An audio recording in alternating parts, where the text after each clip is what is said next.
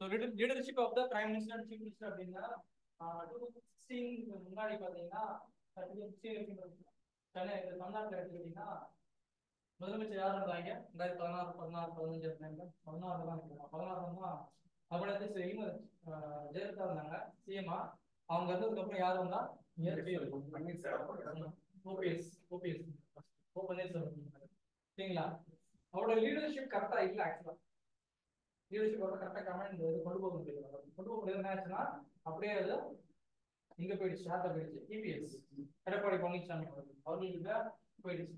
அவர் என்ன பண்ணாலும் அவர் கரெக்டா கொண்டு போனாங்க. எந்த பிரச்சனை இல்லை. அவர் யார் மக்கள் இருந்தது எம்எல்ஏ தான் இருந்தாலும் கட்சி அவர் தேர்ந்தெடுத்து முதலமைச்சர் அடிச்சு அவர் கரெக்டான சூப்பராக கொண்டு போனார். எந்த ஒரு யாரையும் கொண்டு போய் ஓகேங்களா. 4 வருஷம் கரெக்டா 4 வருஷம் கிட்ட முடிச்சுட்டு சிஎம் வந்துட்டு போயிட்டார். ஓகேங்களா. இதே மாதிரி டெல்லியில எடுத்துக்கிட்டீங்கன்னா நம்ம இப்போ இருக்கிற சிட்டிங் பிஎம் நிறைய விமர்சனங்கள் இருந்தாலும் அவங்க கட்சியை வந்து அவங்க ஸ்ட்ராங்கா வச்சிருக்காங்க. எதையும் யாரும் அவங்க எதுவும் பண்ண முடியல. கரெக்டா 10 வருஷம் முடிச்சுட்டாங்க. எவ்வளவு விமர்சனம் என்ன ஒரு இது சொன்னாலும் கொண்டு போயிட்டாங்க. இது பேர் அந்த லீடர்ஷிப். ஓகேங்களா.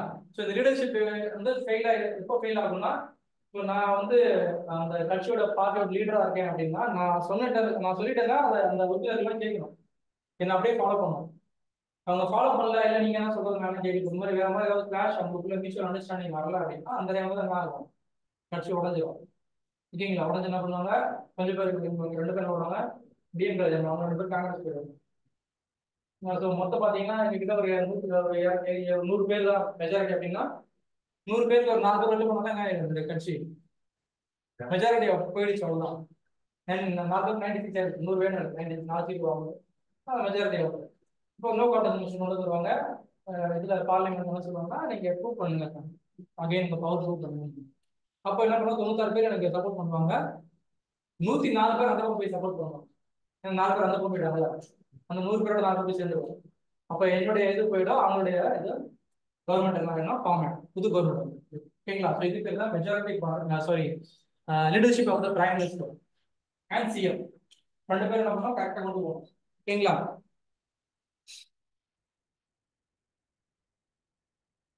நெக்ஸ்ட் எழுதுங்க. Dissolution of the lower house. Dissolution of the lower house. Dissolution of the lower house. Example Lok Sabha and Assembly போடும். Lok Sabha and Assembly example போடும். ஆட்சி கலைப்பு.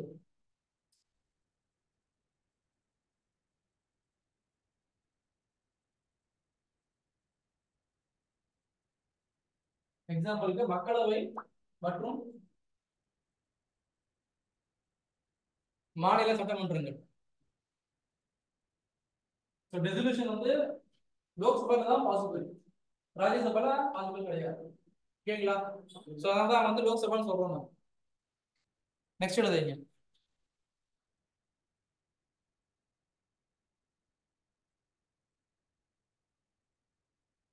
Indian Parliament, 7th one. Indian Parliament is not a sovereign body. Sovereign body like British Parliament. தமிழ்ல எழுதிக்கங்க.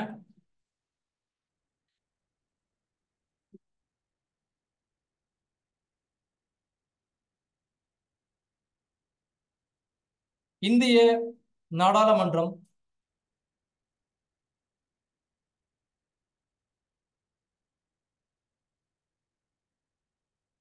British நாடாளுமன்றத்தை போல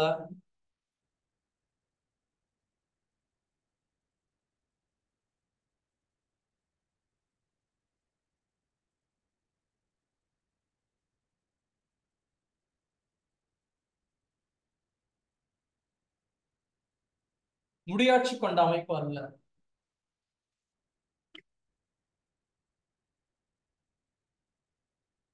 அமைப்பு அல்ல. முடியாட்சின்னா இந்த Arabian கண்ட்ரிஸ்லாம் பாத்தீங்கன்னா கிங் இருப்பாரு, கிங் சல்மான் இருக்காருல்ல. சரிங்களா. ஸோ அவரோட ஃபிளைட்ல பாத்தீங்கன்னா ஃபுல்லா கோல்டு தான். வீடு எல்லாம் போட்டதெல்லாம் எல்லாமே அவருக்கு என்ன இருக்கு ரீஸ் பண்ற எல்லாமே வீடு பெட்ரூம் எல்லாமே கோல்டு தான் இருக்கு. எல்லாமே கோல்டு, அதுவும் கோல்டு தான். கோல்டு தான் வச்சிருக்கு ஓகேங்களா. ஸோ ஏன் அது சொல்றேன்னா அவங்களாம் பார்த்தீங்கன்னா அப்படியே வம்சமா அந்த அப்படியே வருவாங்க. அப்பா வந்து கிங்கா இருப்பாரு, அப்பா பையன் கிங்கா இருப்பாரு, அது அவரோட பையன் கிங்கா இருப்பாரு. ஸோ இதுக்கு பேர் வந்து முடியாத ஆட்சி, முடியவே முடியாது லைனா வந்துட்டே இருக்கு. பட் நம்ம வந்து பிரிட்டிஷ் பார்லிமெண்ட் ஓரளவுக்கு நம்ம யூஸ் பண்ணாலும் ஆனா நம்ம பையன் பறக்கலன்னா தத்தெடுக்கணும். பையன் பறக்கலன்னா கண்ணு திறந்தா அவங்களே கண்டுபிடிக்கணும். அவங்க மேரேஜ் பண்ணிட்டு அவங்க ஹஸ்பண்ட் வந்து கிங்கா இருக்கும். ஆனா அந்த பிளட் ஓகேங்களா. ஸோ நம்ம இந்தியன் பார்லிமெண்ட் வந்து அப்படி கிடையாது. இங்கே வந்து டெமோக்ராட்டிக் நம்ம வந்து 5 வருஷம் ஒரு ஓட்டு போகிறோம், யார் நீங்கள் வேணுமோ செலக்ட் பண்ணிக்கிறோம், வேண்டாம் அந்த தூக்கி போடுறோம். ஓகேங்களா. ஸோ அதான் சொல்ல வராங்க. நெக்ஸ்ட் எழுதுங்க, லாஸ்ட் ஒன்.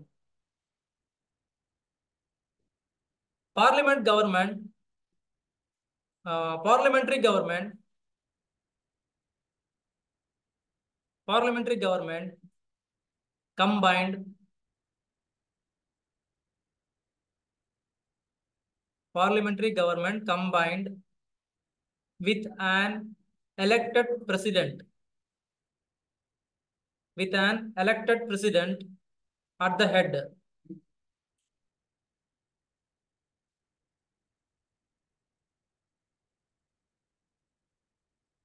இந்தியாவில் தேர்ந்தெடுக்கப்பட்ட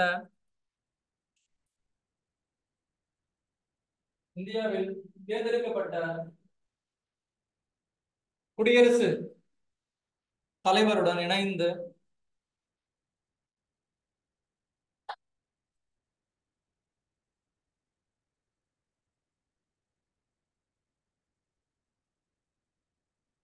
நாடாளுமன்ற அரசாங்கம் இயங்குகிறது.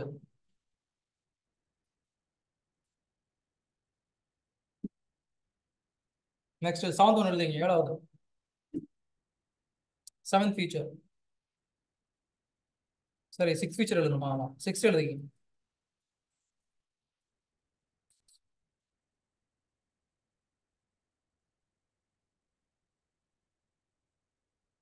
Synthesis of parliamentary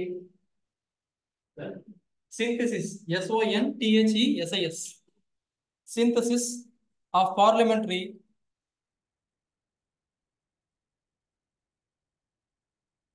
sovereignty, SOVEREIGNTY,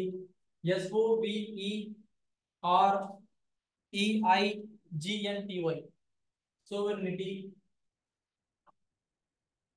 and judicial supremacy, SUPREMACY, judicial supremacy. பாராளுமன்ற இறையாண்மை மற்றும்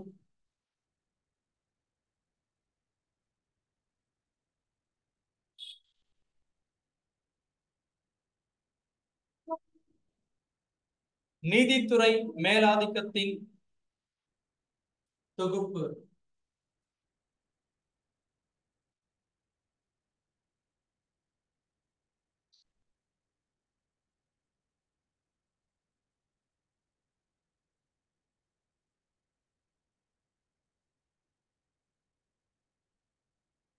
நமக்கு தெரிஞ்சதுதான், எழுதிங்க, ஒரே ஒரு பாயிண்ட் தான். The doctrine of the sovereignty, the doctrine of the sovereignty of parliament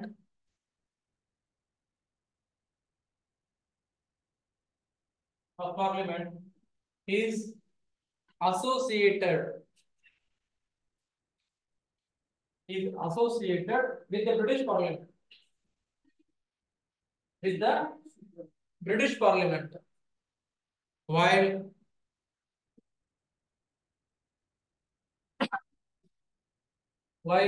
the principles of judicial supremacy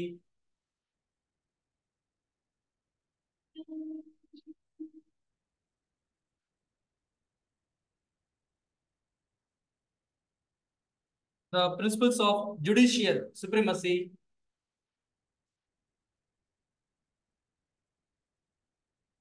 with that of the American Supreme Court. With that of the American Supreme Court. Tamil எழுதுங்க. பாராளுமன்றத்தின்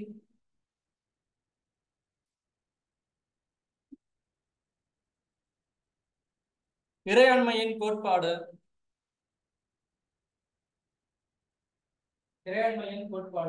British பாராளுமன்றத்துடன் தொடர்புடையது.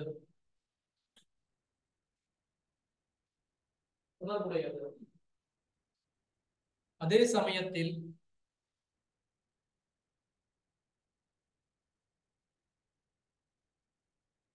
அமெரிக்க உச்ச நீதிமன்றத்தின்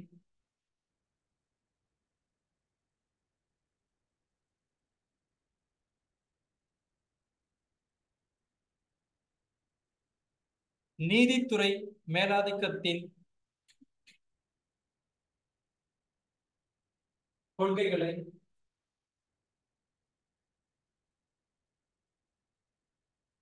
பின்பற்றுகிறது.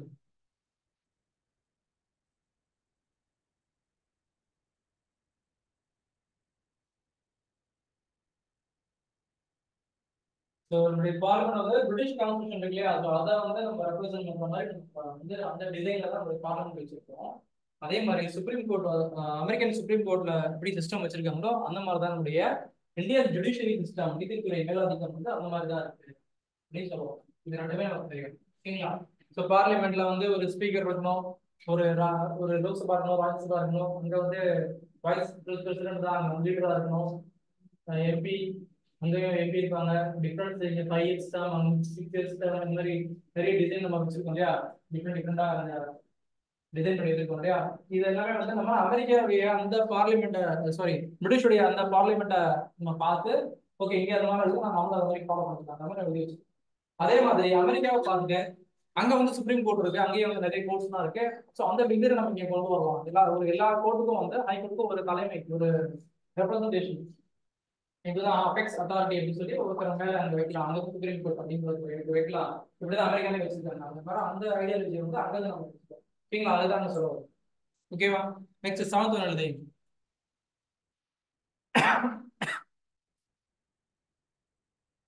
7th one வந்து rule of law, சட்டத்தின் ஆட்சி.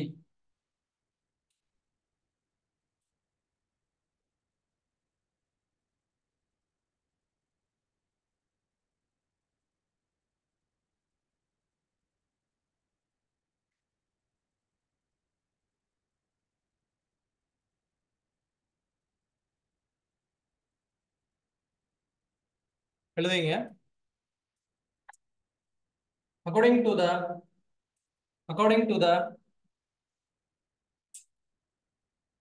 AXIOM, according to the axiom,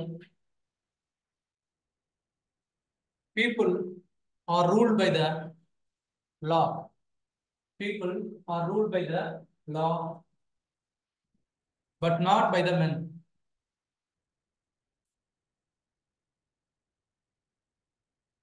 That is the basic TRUISM, truism, that no man is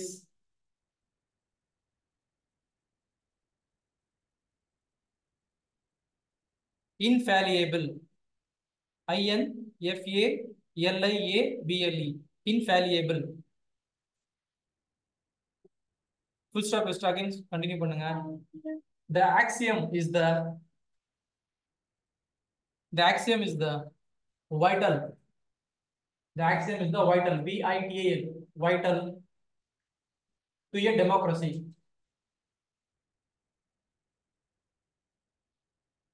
Tamil எழுதி.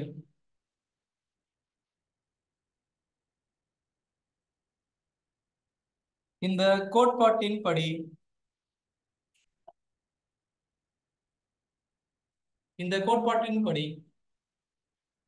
மக்கள் சட்டத்தால் ஆளப்படுகிறார்கள். மக்கள் சட்டத்தால் ஆளப்படுகிறார்கள்.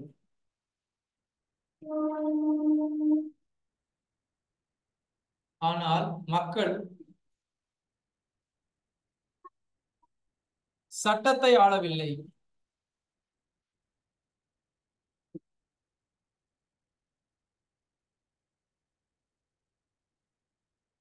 புரியுதுங்களா?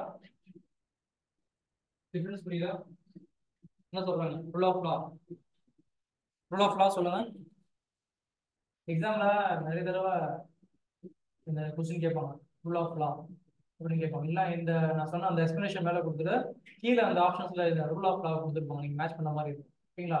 So what is rule of law? சட்டத்தின் ஆட்சினா எதை சொல்வீங்க? சட்டத்தின் மூலமா தான் சிம்பிள். புரியுதுங்களா? ஸோ இதுதான் ரூல் ஆஃப் லா. ஞாபகம் வச்சுங்க. எக்ஸாம்ல பல தடவை கேட்டிருக்காங்க அதை, அதனால சொல்றேன். நெக்ஸ்ட் 8th ஒன் எழுதிங்க. Integrated and independent judiciary. Integrated and independent judiciary. ஒருங்கிணைந்த மற்றும்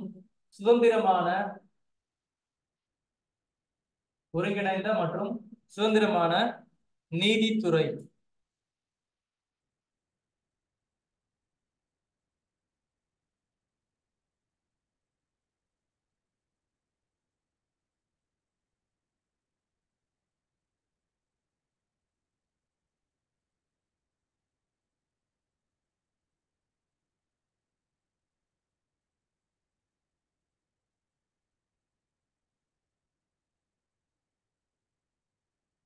இன்டகிரேட்டட் அப்படின்னா தமிழ் என்ன சொல்லுவோம்?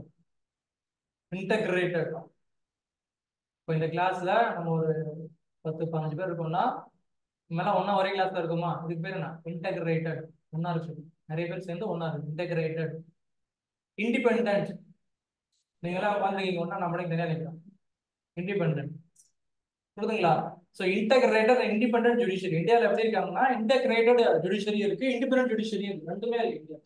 சரிங்களா? இன்டகிரேட்டட் அப்படின்னு சொல்றது வந்து supreme high court, district court, session court, criminal court, civil court, women's court, mobile court, நிறைய கோர்ட் இருக்கு. இதெல்லாம் என்னது?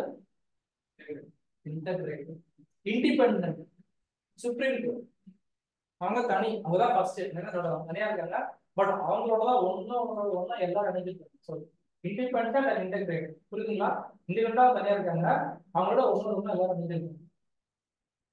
So which was the first high court of India?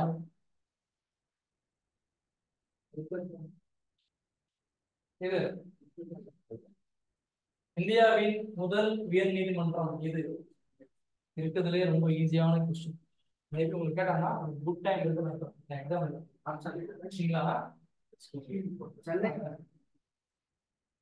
தெரியலையா?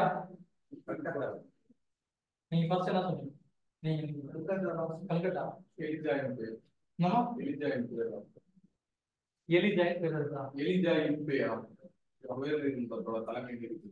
இப்ப இருக்கிறது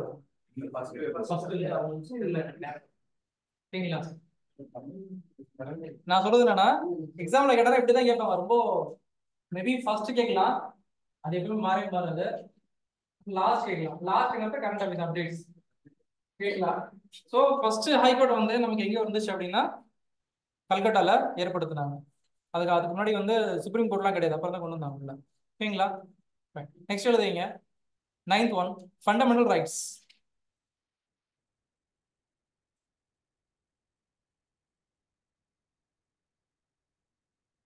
ஃபண்டமெண்டல் ரைட்ஸ்.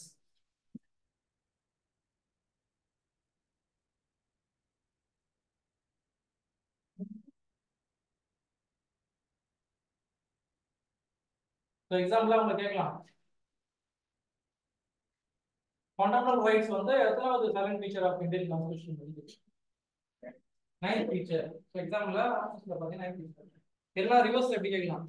9th ஃபீச்சர் நம்மளுடைய இந்தியன் கான்ஸ்டிடியூஷன்ல எதை சொல்றோம்? டிபிஎஸ்பியா, டியூட்டிஸா, ரைட்ஸா, பார்லிமெண்டா, வேற ஏதாவது இருக்கான்னு சொல்லி ஏபிசிடிஇ அப்படி சொல்லி கொடுத்துருக்கோம். ஸோ 9th ஃபீச்சர்னா இதுவும் இம்பார்ட்டன்ட். இதுவும் எக்ஸாம் ஃபர்ஸ்ட் ஃபீச்சர் இம்பார்ட்டன்ட், இதுவும் எக்ஸாம் வாய்ப்பு. இந்த 9th ஃபீச்சர் அது நீங்க இம்பார்ட்டன்ட். ஓகேங்களா? இதுவும் கேட்கறது வாய்ப்பு வருது. ஓகேங்களா? ஸோ பன்னெண்டு rights is the 9th feature. டோட்டலாக நமக்கு தெரியும் அந்த ஃபர்ஸ்ட் 1949ல நம்ம கான்ஸ்டியூஷன் எழுதி தந்தோம்ல, எழுதி முடிச்சோம் இல்லையா? எழுதி முடிக்கும் போது எத்தனை ரைட்ஸ் இருந்துச்சு ஆக்சுவலா? எத்தனை ரைட்ஸ் இருந்துச்சு? 10, 6 அப்புறம் வேற வேற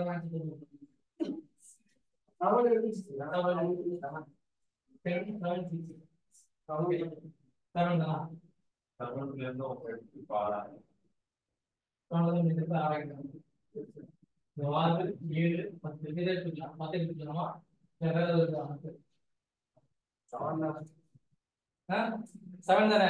ஸோ 7 தான் ஆன்சர். ஓகேங்களா? ஸோ ஃபர்ஸ்ட் பார்த்தீங்கன்னா முதல்ல அந்த ரைட்ஸ் எழுதும் போது 7 அடிப்படை உரிமைகள் இருந்துச்சு. அப்புறமா என்ன பண்ணோம், ஒன்று எடுத்துக்கலாம். ஓகேங்களா? ஸோ எக்ஸாம்ல கேட்டாங்கன்னா அப்படிதான் கேட்பாங்க. எதை எடுத்தாங்கல்ல, ஸோ எது எடுத்தாங்க அப்படின்னு கேட்பாங்க. அது எந்த அமெண்ட்மெண்ட் எடுத்தாங்க அப்படின்னு கேட்பாங்க. அது எந்த வருஷம் எடுத்தாங்க அப்படின்னு கேட்பாங்க. அது எதுக்காக எடுத்தாங்கன்னு கேட்பாங்க. ஓகேங்களா? அதே மாதிரி அது என்ன ரைட்னு கேட்பாங்க. ஓகேங்களா? இப்படிதான் கேட்பாங்க. ஸோ 12 ரைட்ஸ் வந்து ஆக்சுவலா இப்போ எத்தனை இருக்கு? 6 ரைட்ஸ் இருக்கு. இப்போ எத்தனை இருக்கு? 6 இருக்கு. பிஃபோர் எடுத்துச்சு 7 எடுத்தாச்சு. அது எடுத்த ஆர்டிகல் என்ன? ஆர்டிகல் 31 years அது 300 31 கரெக்டா சொல்றீங்க. 31. சரிங்களா? சோ அதுல இருந்து தான் எடுத்துட்டு 300 ஏல இருக்குன்னு சொல்லிட்டான். எந்த பார்ட் இருக்கு ரைட்ஸ் நமக்கு கான்ஸ்டிடியூஷன்ல? பார்ட் நம்பர் 3 தான். 3 தான். ஓகேங்களா? எந்த கண்ட்ரியோட ஐடியாலஜி? அமெரிக்கா.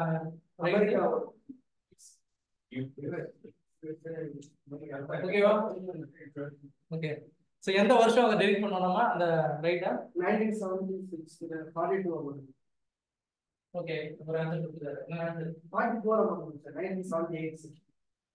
ரெண்டு ஆன்சர் ரைட் கொடுத்தாரு. இன்னொரு ஆன்சர் அப்படியே இன்னொரு அவ்வளவு ரெண்டாவது மட்டும். ரெண்டாவதானா? சோ 1978 44th அமெண்ட்மென்ட் தான் என்ன பண்ணாங்கன்னா டெலிட் பண்ணாங்க. இதெல்லாம் இம்பார்ட்டன்ட், எக்ஸாம்ல வரும். நான் சொல்றதெல்லாம் நீங்க எழுதி வச்சீங்க. வரலன்னா திருப்பி நான் இங்க தான் இருப்பேன், வந்து கேளுங்க. சார் நீங்க சொன்னதெல்லாம் வந்துச்சு சார், ஆனா எனக்கு தான் மறந்துட்டேன், கன்ஃபியூஸ் ஆயிட்டேன்னு சொல்ல போறீங்க. ஓகேவா? நெக்ஸ்ட். சோ நீங்க இதுல என்ன எழுதணும்னா 9th ஃபீச்சர் வந்து ரைட்ஸ். அது வந்து பார்ட் நம்பர் 3ல இருக்கு. மொத்தம் 6 ரைட்ஸ் கொடுத்துருக்காங்க. அவ்வளவுதான். சிம்பிள். மற்ற ரைட்ஸ் பத்தி நம்ம நிறைய ஆல்ரெடி படிச்சு தனியா அது டீடைலா நம்ம படிச்சாச்சு. அதனால அதை டீடைலா நம்ம பார்க்க தேவையில்லை. Next 10th one. 10th பாத்தீங்கன்னா DPSP, directive principles of state policy. அரசியல் நெறிமுறை வழிகாட்டு கோட்பாடுகள்.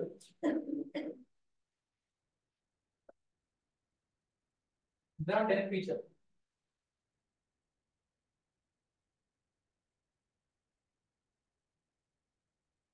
Who said the DPSP is the noble feature of the Indian Constitution? ரொம்ப ரொம்ப சிம்பிளான கேள்வி தான் கேட்பாங்க. ஓகேங்களா? அரசியலமைப்பின் நோவல் ஃபீச்சர், நோவல் சிறப்பம்சம் என்று கூறிய நபர் யார் அப்படின்னு கேட்டாங்கன்னா யார சொல்லுவீங்க? அம்பேத்கர் தான் நம்ம சொல்லணும். ஓகேங்களா? ரொம்ப சிம்பிளா இப்படிதான் கேட்பாங்க. ஸோ 10th ஃபீச்சர் வந்து அதுல எத்தனை பிரின்சிபல் சொல்லியிருக்காரு அம்பேத்கர்? டிபிஎஸ்பி வந்து எத்தனை பிரின்சிபல்ஸா கொள்கைகள் பேசப்பட்டது? எத்தனை வகையான கொள்கைகள் இருக்கு? ஆர்டிகல்ஸ் இல்லைமா, நான் கேட்கறது names of the principles. 3 types தான் இருக்கு. காந்திய கொள்கைகள், இன்னபிற கொள்கைகள்,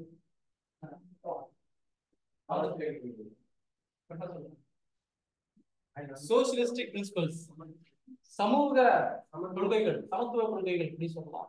ரெண்டாவது வந்து எக்கனாமிக்கல் பிரின்சிபல்ஸ் சொல்லலாம், பொருளாதார கொள்கைகள். காந்திய கொள்கைகள், காந்திய கொள்கைகள் சொல்லலாம். மூணாவது தான் லிபரல் இன்டெலெக்சுவல் பிரின்சிபல்ஸ். ஓகேங்களா? அதாவது தாராள மற்றும் அறிவு சார்ந்த கொள்கைகள் அப்படி. இந்த 3 கொள்கைகள் தான் டிபிஎஸ்பில பேசப்பட்டிருக்கு. அதுக்குள்ள நிறைய ஆர்டிகல்ஸ் 36ல இருந்து 51 வரைக்கும் வரும். ஆனா பிரின்சிபல்ஸ் எந்த ஆர்டிகல் ஸ்டார்ட் ஆகும்? 38 ஸ்டார்ட் ஆகும். 36 and 37ல என்ன பேசியிருக்கோம்? மத்திய மாநிலம் Duty of state organization. What is good class. So 36 வந்து definition of the state and 37 வந்து duty of. புரியுதுங்களா? 38 ல ஸ்டார்ட் பண்ணலாம். நெக்ஸ்ட் அடுத்தது போலாம். அது நம்ம நிறைய பார்த்துறதுனால டீடைலா உள்ள போக வேண்டாம். 11th duty, sorry 11th feature. 11th feature வந்து fundamental duties. கடமை. சோ நான் எப்படி ஞாபகம் வச்சிருக்கேன்னா இன்னைக்கு 2024ல எத்தனை டியூட்டிஸ் இருக்கு கான்ஸ்டிடியூஷன்ல 2024ல 11th சைலண்ட் ஃபீச்சர்ஸ்ல எத்தனாவது ஃபீச்சர் இது 11 ஓகேங்களா அப்போ 11 ஃபீச்சர் கேட்டாங்கன்னா டியூட்டி ஃபண்டமெண்டல் டியூட்டி ஞாபகம் வந்து டோட்டலா 11 டியூட்டிஸ் இருக்கு அந்த 11 டியூட்டி எப்போ நம்ம கொண்டு வந்தோம் 2003 ஃபர்ஸ்ட் ஆன்சர் வந்துச்சு அதான் 11 டியூட்டி எப்போ நம்ம ஆட் பண்ண கான்ஸ்டிடியூஷன்ல சொல்லுங்க இல்லையா எடுத்துட்டா பல தடவை எடுத்தாச்சு எடுக்கல நீங்க வரலீங்க கிளாஸ்ல வரலீங்க ஆட் இல்லையா எடுத்துடலாம் சரிமா 11th 5வது 16வது எல்லாம் அம்மா ஸ்கூல்ல அப்பா ஹாஸ்பிடல் இருக்கோமா கட்டாயம் அனுப்பணும். கரெக்ட் தான்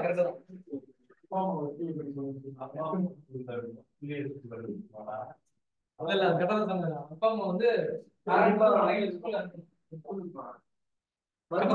கூட சொல்றேன் எக்ஸாம்ல கேட்டாங்கன்னா இந்த 11th டியூட்டி தான் நிறைய தடவை கேட்பாங்க நரச்சமாவே அழைப்பாங்கன்னு சொல்லுவாங்க அந்த மாதிரி கேள்வி பல தடவை போர் அடிச்சு கேட்டு ஸோ 11 டியூட்டி இம்பார்ட்டன்ட் ஸோ இந்த 11 டியூட்டி வந்து 2002 86th அமெண்ட்மெண்ட் ஆக்ட் சொல்றீங்க 86th அமெண்ட்மெண்ட் ஆக்ட் 86வது அரசியலமைப்பு திருத்த சட்டம் 2002 என்ன பர்பஸ் அப்படின்னா from 6 to 14 years 6 வயசுல இருந்து 11 வயசுக்குள்ள குழந்தைகளுக்கு என்ன பண்ணணும் கட்டாய கல்வி கொடுக்கணும் compulsory education for the age between from 6 to 14 years ஓகேங்களா சோ இந்த இடைப்பட்ட இருக்கிற அந்த ஏஜ்ல இருக்கிற அந்த குரூப் ஸ்டூடண்ட்ஸ்க்கு வந்து நம்ம compulsory education அத வந்து கான்ஸ்டிடியூஷன்ல சொல்லிட்டாங்கன்னா அது டோட்டல் இந்தியாவே அதை வந்து இம்ப்ளிமெண்ட் பண்ணணும் அப்ப நம்ம அதை எப்படி வச்சிருக்கோம் +2 வரைக்கும் வச்சிருக்கோம் 10th வரைக்கும் தான் சொல்லிருக்காங்க 14 இயர்ஸ்னா 10th தான் படிப்போம் இல்லையா அப்ப நம்ம என்ன பண்றோம் 12th வரைக்கும் வச்சிருக்கோம் சோ அது அந்த ஸ்டேட்டோட ரெஸ்பான்சிபிலிட்டி புரியுதுங்களா சொல்றது சோ இது வந்து 11th duty 11th feature next என்னது இதுலயே வந்து இந்த டியூட்டிலேயே வந்து இன்னொன்னு என்ன கேட்பாங்கன்னா இந்த ஃபண்டமெண்டல் டியூட்டிஸ் வந்து கான்ஸ்டிடியூஷன்ல எப்போ வரும் இதுவும் क्वेश्चन கேக்குறேன்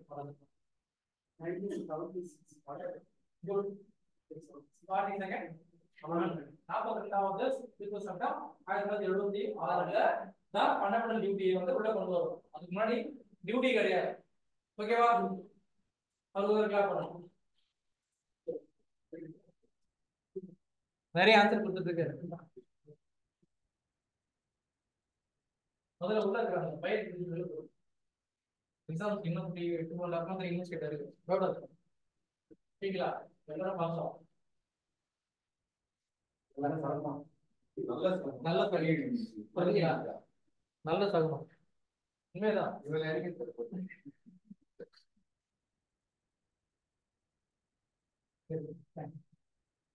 So 42nd Amendment Actல 1976 தான் வந்து 11th டியூட்டியை வந்து உள்ள கொண்டு வரும் சாரி 10 டியூட்டிஸ் உள்ள கொண்டு வரும் அதுக்கு முன்னாடி டியூட்டிஸே கிடையாது கான்ஸ்டிடியூஷன்ல அப்பதான் கொண்டு வரும் புரியுதுங்களா எந்த இயர் அது 1976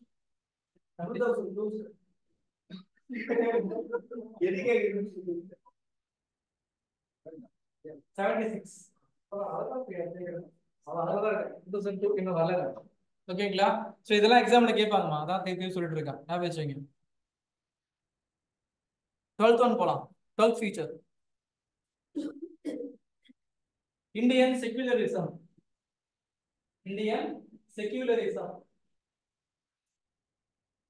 இந்தியாவின் மதச்சார்பின்மை. இந்தியாவில் மதச்சார்பே கிடையாது. ஓகேங்களா? மதச்சார்பின்மை அப்படின்னு சொல்றாங்க. ஓகேங்களா? உண்மை அதுதான். சில இன்டர்னல் சம்திங் அதனால கொஞ்சம் தப்பா தெரியுது கண்டிப்பா. ஆனா உண்மையை கான்ஸ்டியூஷன்ல எங்கேயுமே அந்த மாதிரி சொல்லுது. ஓகேங்களா? செகுலரிசம் இந்தியாவில் வந்து எல்லாரும் வந்து செக்யூலரா தான் இருக்கணும். ஸோ இந்தியா இது செக்யூலர் ஸ்டேட். கான்ஸ்டியூஷன் எடுத்து படிச்சு பார்த்தீங்கன்னா இந்தியா இது செக்யூலர் ஸ்டேட் சொல்லியிருப்பாங்க. சரி, எல்லா ஸ்டேட்டும் இந்த இந்தியாவில் இருக்கிறவங்க அங்க இருக்கிற எந்த ரிலீஜன் இருந்தாலும் அது வந்து செக்யூலர். ஹிந்துஸ் தான் மேல இருக்காங்க, அவங்களுக்கு தான் அதிகமான பிளேஸ். இல்லை முஸ்லிம்ஸ் அதிகமான பிளேஸ், கிறிஸ்டியன்ஸ் அதிகமான பிளேஸ். அதனால ஸோ ஆல் ஆர் ஈக்குவல். எல்லாருக்கும் வந்து சமமான உரிமைகள், சமமான அந்தஸ்து, சமமான வேலை வாய்ப்புகள், ஆப்பர்ச்சுனிட்டிஸ் எல்லாமே ஈக்குவலாக தான் கொடுத்துருக்காங்க. எந்த ஒரு பார்சாலிட்டியும் பார்க்கல. அப்படிதான் கான்ஸ்டியூஷன் நம்ம எழுதி வச்சிருக்கோம். அப்படிதான் நம்ம எக்ஸாமும் படிக்கணும். ஓகேங்களா? ஸோ எழுதிங்க. ஃபர்ஸ்ட் பாயிண்ட் ஒரு 2-3 பாயிண்ட் சொல்றது மட்டும் போதும். The Constitution of India stands for the Constitution of India stands for a secular state. The Constitution of India stands for a secular state. இந்திய அரசியலமைப்பு ஒரு மதசார்பற்ற அரசை குறிக்கிறது.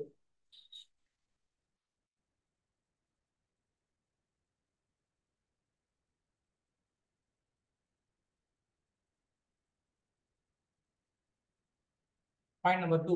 இந்த மூணுமே இம்பார்ட்டன்ஸா இருக்கும். அரசை குறிக்கிறது. Point number 2. It does not uphold any particular religion. Sorry, ஆமா ரிலீஜன் தான். It does not uphold any particular religion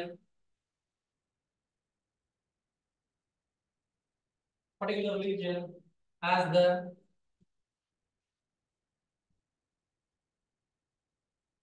official language of the state. Official language of the state.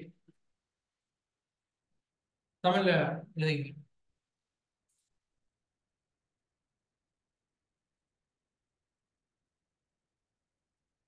எந்த ஒரு குறிப்பிட்ட மதத்தையும்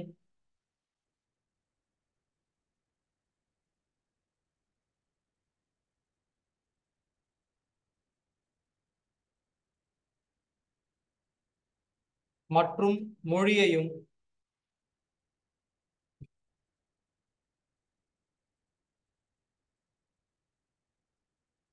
அதிகாரப்பூர்வ மதமாக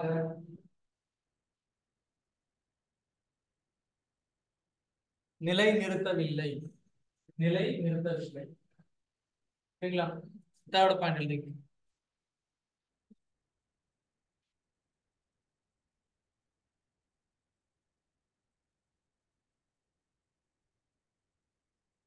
The state will not identity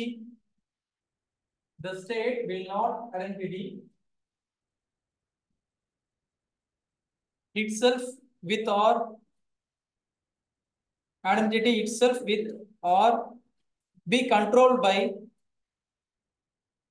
any religion. Tamil எழுதுங்க.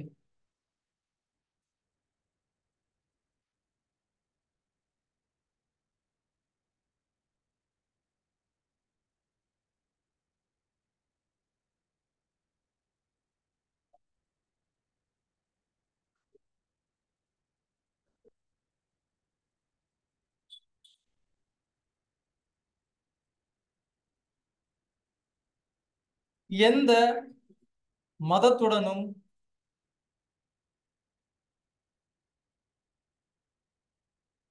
அரசு தன்னை அடையாளப்படுத்திக் கொள்ளாது.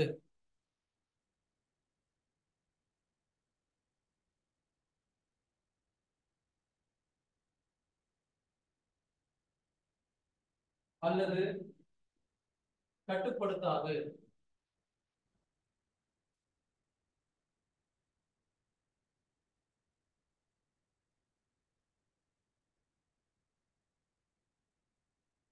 மூணு விஷயம் தான் இம்பார்ட்டன்ட். நான் வச்சுக்கோங்க. நெக்ஸ்ட் 13 ஃபீச்சர் போயிடலாம்.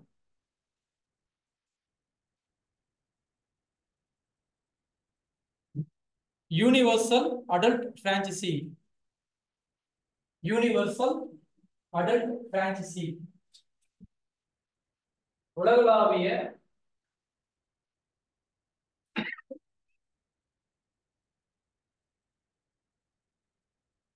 உலகளாவிய வயது வந்தோர் வாக்குரிமை.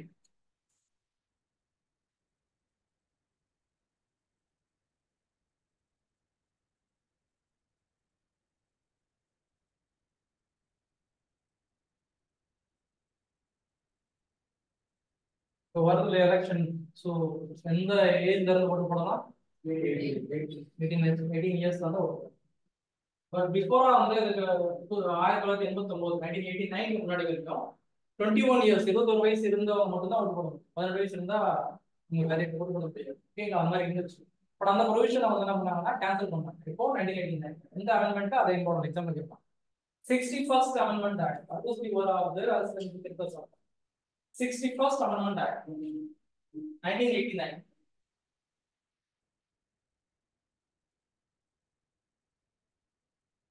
61st Amendment Act 1989 என்ன பண்ணாங்கன்னா from 21 ல இருந்து 18 voting age ரெடியூஸ் பண்ணாங்க. பிரச்சனை 21 வயசுல இருந்து 18 வயசாக குறைக்கப்பட்டது.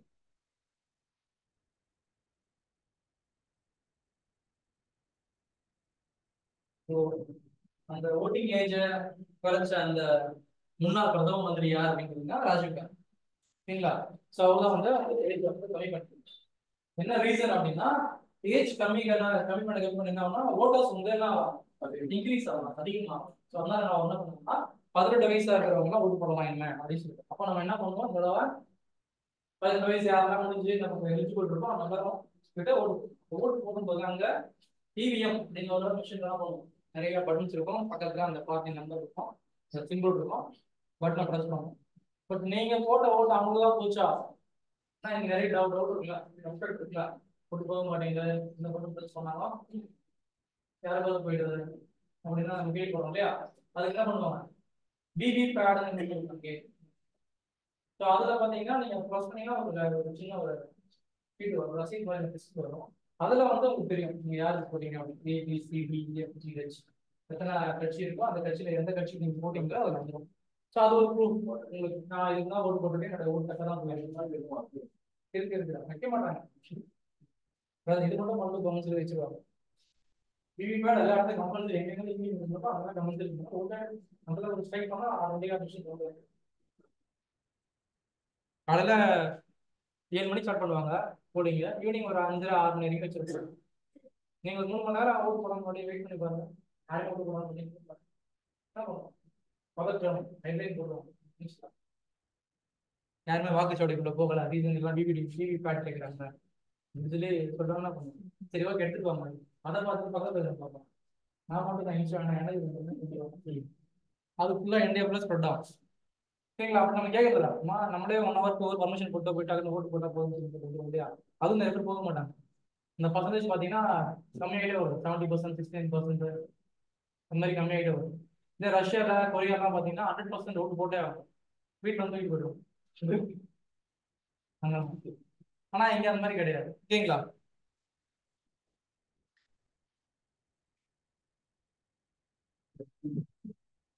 நெக்ஸ்ட் எழுதுங்க 14th one,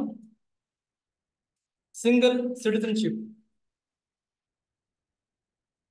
ஒற்றை குடியுரிமை.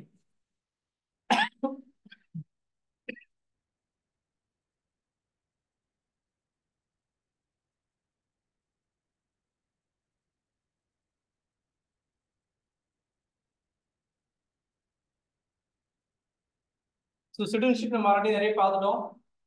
சரிங்களா? நிறைய டாபிக்கே வரும், உங்களுக்கு டிஸ்கஸ் பண்ணலாம். ஸோ இந்தியாவில் வந்து என்ன கான்செப்ட் இருக்கு, டியூலா சிங்கிளானா இந்தியாவில் சிங்கிள் சிட்டிசன்ஷிப் தான் வச்சிருக்காங்க, ஒற்றை குடியுரிமை இதுதான் வச்சிருக்காங்க. ஸோ ஒரு பர்சன் தான் அவருக்கு வந்து ஒரு சிட்டிசன்ஷிப் தான், டியூல் சிட்டிசன்ஷிப் கிடையாது. இப்போ அமெரிக்கா அப்படி கிடையாது இல்லையா, இங்கே டியூல் சிட்டிசன்ஷிப் வச்சிருக்காங்க, பட் இந்தியா அந்த மாதிரி கிடையாது. சரிங்களா? ஸோ அதை மட்டும் எழுதிக்கலாம். நெக்ஸ்ட் அடுத்தது பார்த்துக்கலாம் அப்புறமா. 15th one, independent bodies. Independent bodies, சுதந்திரமான அமைப்புகள்.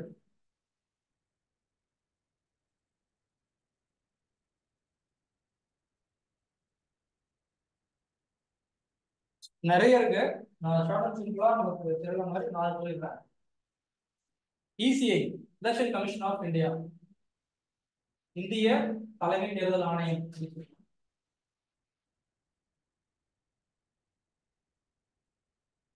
சிஏஜி,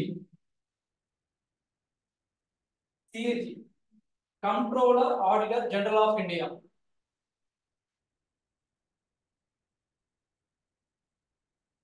தமிழ்ல சிஏஜி போடுறேன்.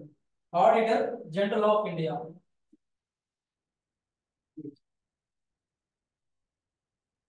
அப்புறம் யூபிஎஸ்சி,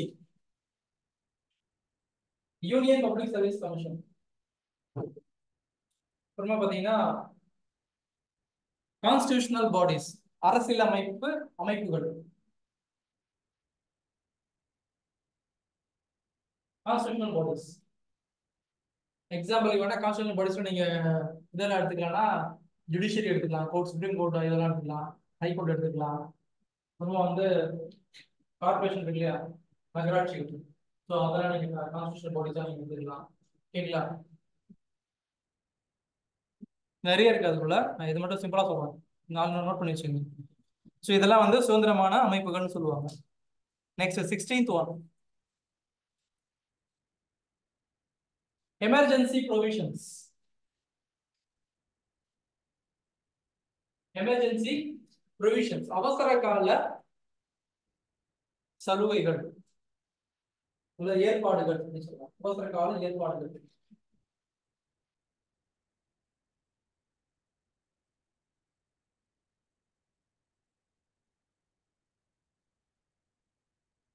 எமர்ஜென்சி ப்ரொவிஷன்ஸ் அப்படின்னாலே ஒரு பேனிக் சிச்சுவேஷன், ஒரு பதற்றமான சூழ்நிலை ஏற்பட்டுருச்சு நாட்டில் அப்படின்னா அதுக்கு பேர் என்னன்னா எமர்ஜென்சி சிச்சுவேஷன் வந்துருச்சு அப்படின்னு சொல்லி சொல்றோம்.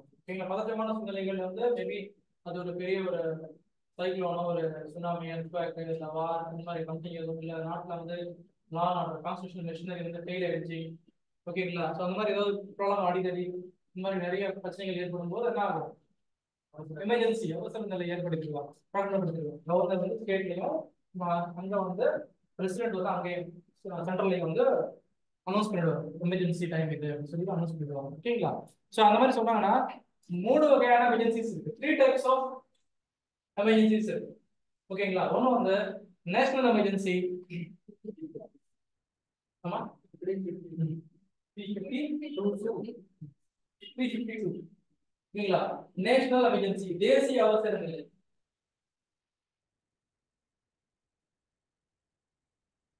அப்புறம் பாத்தீங்கன்னா ஸ்டேட் எமர்ஜென்சி 356,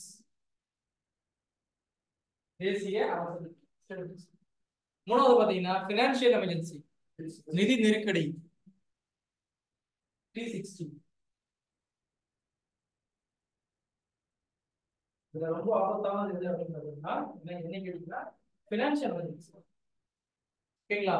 ஸோ பினான்சியல் எமர்ஜென்சிங்கிறது வந்துச்சுன்னா இது சரியாக வரைக்கும் விலைவாசி எல்லாமே வந்து என்ன அதிகமாகும், இன்ஃபிளேஷன் அதிகமாகிடும், மணி வேல்யூ இருக்காது, எல்லா காஸ்ட் அதிகமாகிடும். ஸோ இந்த மாதிரி நடக்கிறது தான் பினான்சியல் எமர்ஜென்சி சொல்லுவாங்க.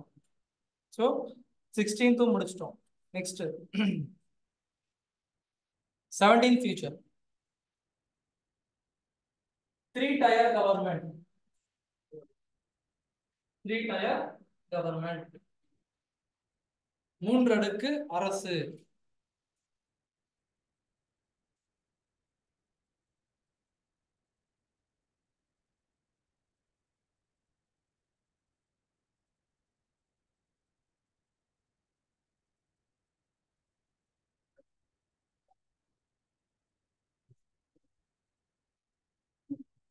So 3-tier government ரொம்ப சிம்பிள் தான். தமிழ்ல வந்து வச்சுங்க எக்ஸாம்பிள் போட்டு, union government, state government and local government.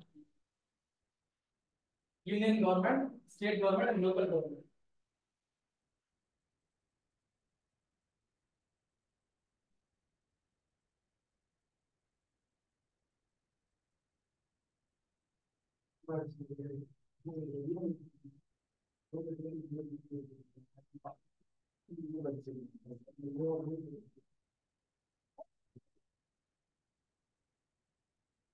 18th ஒன்று எழுதிக்கிங்க.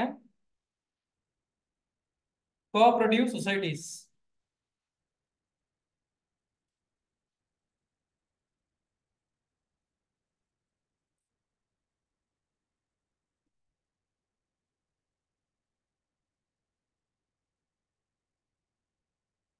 கூட்டுறவு சங்கங்கள்.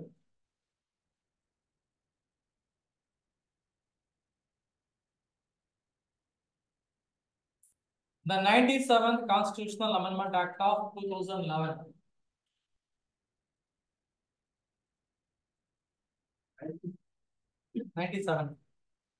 97th Constitutional Amendment Act of 2011 gave a constitutional status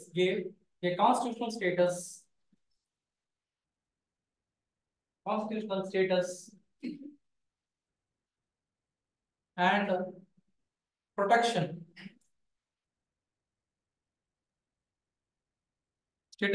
of cooperative societies. தமிழ்ல எழுதிங்க. 97வது அரசியலமைப்பு திருத்த சட்டம் 2011 அதன்படி கூட்டுறவு சங்கங்களுக்கு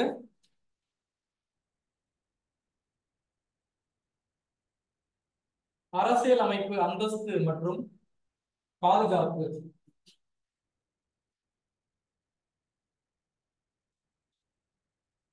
வழங்கப்பட்டது. எக்ஸாம்பிளுக்கு ஆர்டிகல் நம்பர் 43B அப்படின்னு சொல்லுது. Article number 43B B capital B ஆமா பி கேபிட்டல் பி ஓகேங்களா. சோ எந்த டிபிஎஸ்ல எந்த பிரின்சிபல்ல வரும் இது 43B சோஷலிஸ்டிக் காந்தியன் அண்ட் லிபரல் இதுல வரும். காந்தியன் பிரின்சிபல்ஸ்ல வரும்.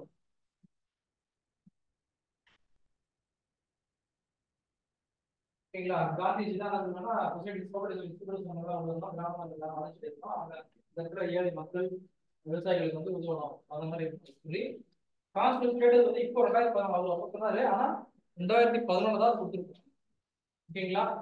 கான்ஸ்டிடியூஷன் ஸ்டேட்டஸ் அப்படின்னு என்ன இருக்குன்னா அவங்களுக்கு ப்ரொடெக்ஷன் இருக்கு. டக்குன்னு யாரும் வந்து சொசைட்டி வந்து லாஸ் ஆயிடுச்சு திவால் ஆயிடுச்சுன்னு சொல்லுவாங்க பார்த்தீங்களா. திவால் பேங்க் வந்து திவால் ஆயிடுச்சு திருப்பி காசு கொடுக்க முடியாது அவ்வளோதான் போயிடுச்சு நீங்க வச்சிருந்த மணி எல்லாம் கவர்மெண்ட் பேங்க்கே திருப்பி தர முடியாது இந்த மாதிரிலாம் சொல்றது வாங்கி கொடுங்க அப்படின்னு வந்து 97 சில பேங்க்ஸ் எல்லாம் அந்த மாதிரி சொல்ல முடியாது சொசைட்டி.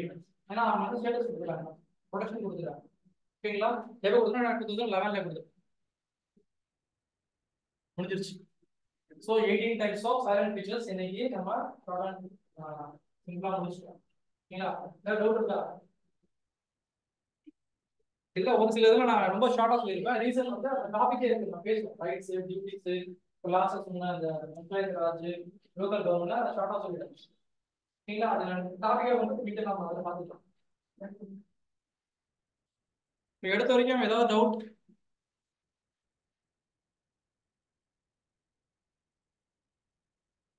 No doubts.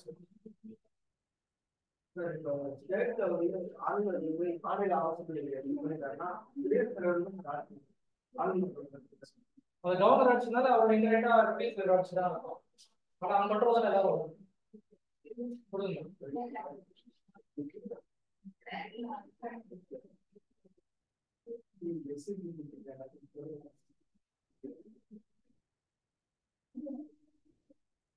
டவுட் இல்ல. ஆர்டிகல் 1 2 3 அப்படி சொல்லுங்க. நான் கன்ஃபியூஸ் பண்ணிட்டேன். சொல்லுங்க 1 2 3 இல்ல என்ன சொல்ல வரீங்க? அதுவே ஆசிரியர் நிலைகள் வருது எமர்ஜென்சி 123 அது என்ன மாதிரி இருக்கு? இந்த 3 தடவை மீன்ஸ் தான் வரும். மீன்ஸ் தான் வரும். நான் கிளியரா பாத்துறேன்னு சொல்றேன். ஞாபகம் இருக்கு.